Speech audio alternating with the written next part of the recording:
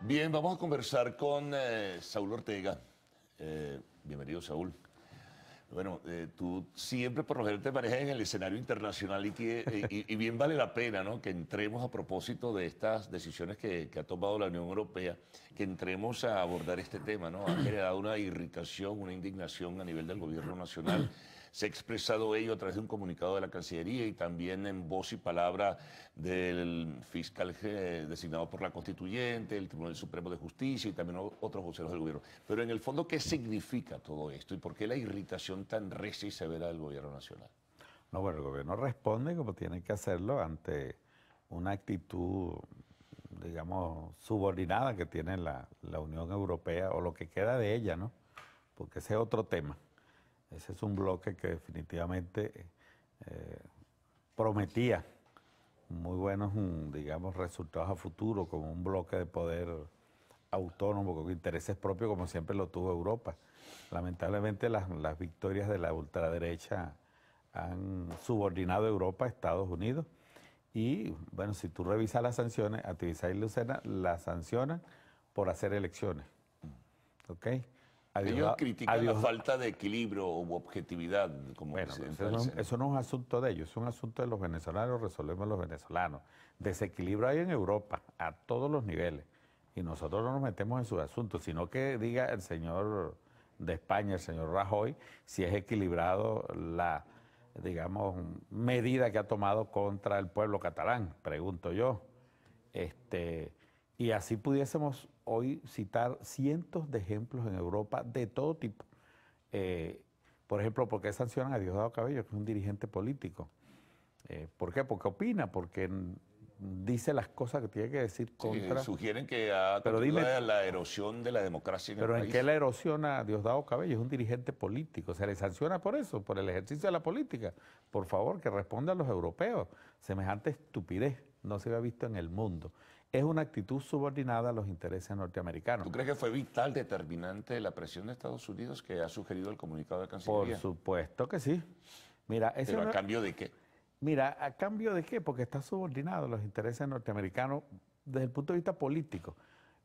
Sin embargo, lo que nosotros observamos es que Estados Unidos le da bofetadas a esa Europa. Por ejemplo, la reciente decisión de tomar a Jerusalén como capital, una injerencia en un tema que ha sido trabajado por la comunidad internacional para los asuntos del problema árabe-israelí sobre el tema palestino, incluso donde Estados Unidos ha estado involucrado en los famosos acuerdos de Campo David, y posteriormente hubo un involucramiento del gobierno norteamericano en función de tratar de resolver un tema tan álgido como eso.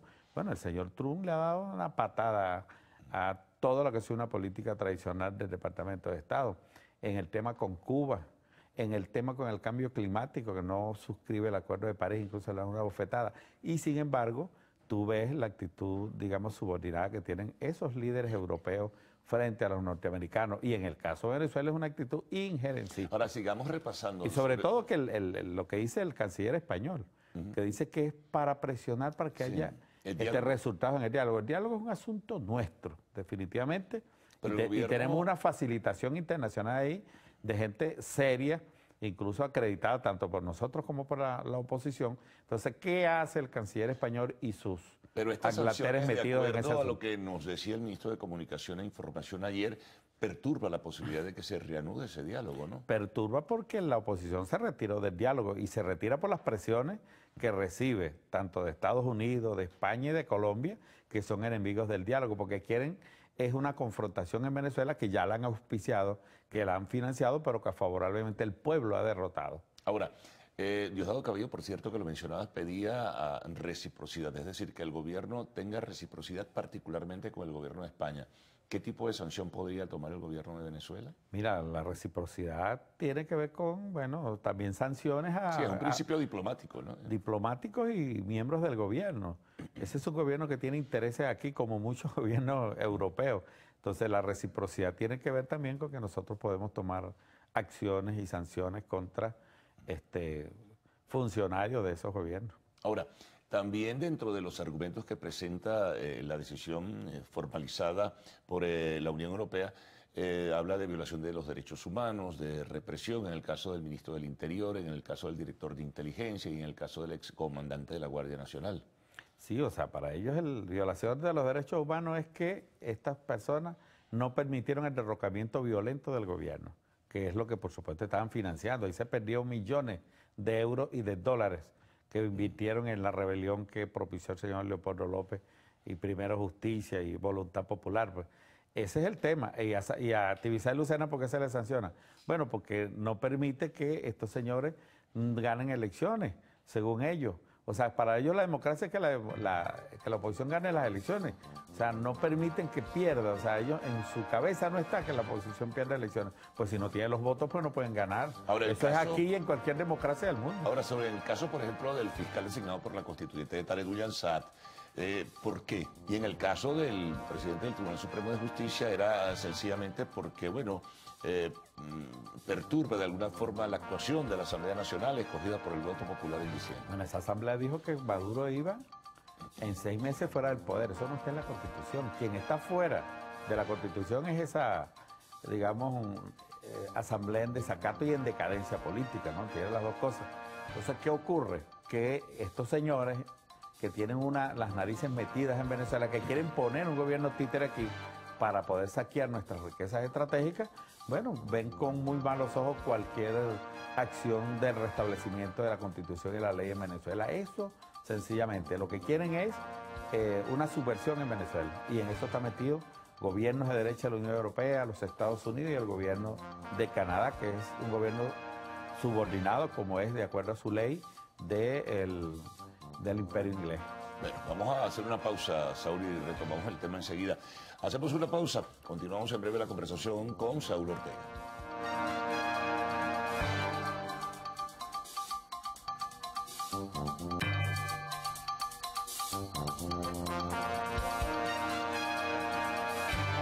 Bien, continuamos con Saúl Ortega, dirigente del Partido Socialista Unido de Venezuela. Hay una cosa que me llama la atención sobre sanciones a propósito de lo que decidió la Unión Europea, Saúl. Ellos hablan de sancionar de una forma, primero prohibir que visiten países del bloque, eso se entiende, ¿no? Pero lo otro es congelación de activos o bienes o cuentas bancarias. Es decir, que ellos están partiendo de la presunción que estos 7 funcionarios del alto gobierno tendrían probablemente cuentas bancarias o activos en Europa. Mira, esto es una cosa ridícula, ¿no? Lo que estamos viendo, tanto de los gringos como de los europeos. Y Canadá también. Y de Canadá están presumiendo que alguien va a tener una cuenta y si no tiene cuenta, o sea, es una cosa ridícula. Pero bueno, es que el ridículo llega a que en Estados Unidos han sancionado el petro, que todavía no lo hemos emitido. O sea, ya de una vez el Departamento del Tesoro está advirtiéndole a todos los inversionistas norteamericanos que no hagan inversiones en el petro. O sea, es como quien dice a futuro, pues sanciones a futuro. Yo presumo que... yo tengo el supuesto que, o sea, es una cosa ridícula. Y es tan ridículo que te lo comentaba tras bastidores que, bueno, el canciller español dice que las sanciones son reversibles. Sí, o sea, es una cosa estúpida. ¿Cómo se puede entender? No, es una estupidez, definitivamente. Y ellos saben que eso nos resbala a nosotros, porque si algo tiene el pueblo venezolano es un talante democrático y nuestro sistema político es auditable, cosa que no lo pueden decir ellos en el caso de Honduras, que es un gobierno de derecha apoyado por la Unión Europea, apoyado por los canadienses, apoyado por los norteamericanos. Ahí hubo un fraude, bueno, de unas dimensiones tal que incluso los propios observadores de ellos, de la Unión Europea, de la OEA, todos de la derecha, lo han dicho. Aquí lo que hubo fue un fraude. Bueno, iba perdiendo por más de 6 puntos el actual presidente, se va al sistema y aparece ganando. Y entonces no hubo manera que demostraran que una tendencia que ya de 6 puntos irreversible en todo el país, de repente aparezca, eso es un fraude descarado y es aupado, apoyado por los Estados Unidos, por Canadá y por la Unión Europea. Eso es lo que ellos quieren en Venezuela, ese tipo de sistema fraudulento. Aquí hay auditoría el mismo día de las elecciones y posteriormente el resto se audita en los días posteriores. Entonces, eso no ocurre en ninguna parte del mundo, donde tú puedas comprobar que la papeleta del elector coincide con la máquina. Y eso es, como quien dice, irrefutable Ahora, el sistema electoral venezolano. como hablábamos antes, esto puede tener algún impacto, sin duda alguna, en la posibilidad de que se reanuden las conversaciones entre gobierno y oposición en República Dominicana, porque, te repito, lo que decía ayer el ministro de Comunicaciones es que perturba el proceso, es decir, que muy probablemente va a tardar más tiempo para que ambos sectores vuelvan a sentarse.